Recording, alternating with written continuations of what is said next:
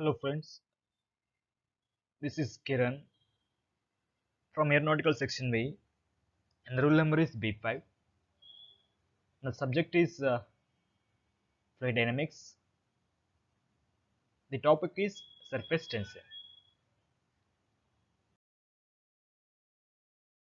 Surface tension is the tendency of liquid surfaces at rest to shrink into the minimum surface area possible.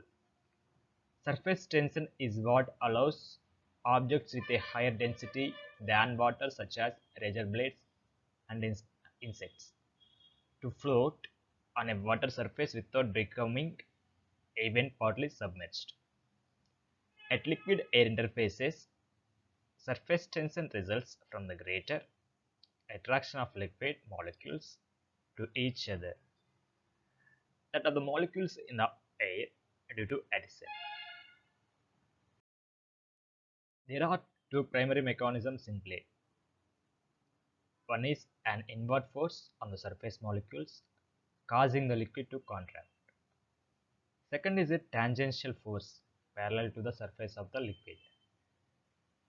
This tangential force is generally referred to as the surface tension. The net effect is the liquid behaves as is if its surface were covered with a stretched elastic membrane. But this analogy must not be taken too far, as the tension in an elastic membrane is dependent on the amount of deformation of the membrane, while surface tension is an inherent property of the liquid air or liquid vapor interface.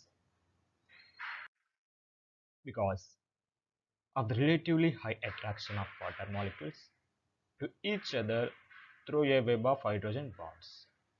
Water has a higher surface tension, that means 72.8 millinewtons per meter at 20 degrees Celsius, than most other liquids. Surface tension is an important factor in the phenomenon of capillarity. Surface tension as the dimension of force per unit length or of energy per unit area. The two are equivalent, but when referring to energy per unit of area, it is common to use the term surface energy, which is a more general term in the sense that it applies also its solids.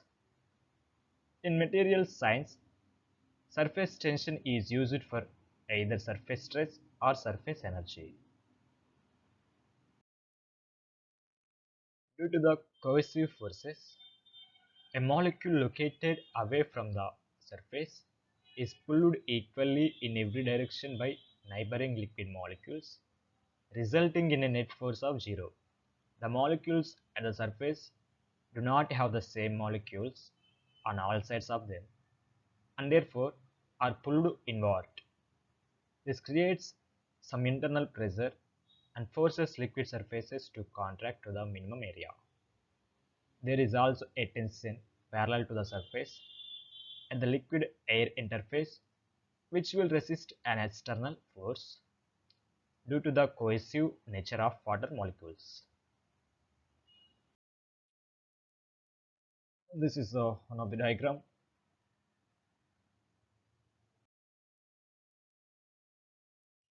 And now effects of surface tension. Water.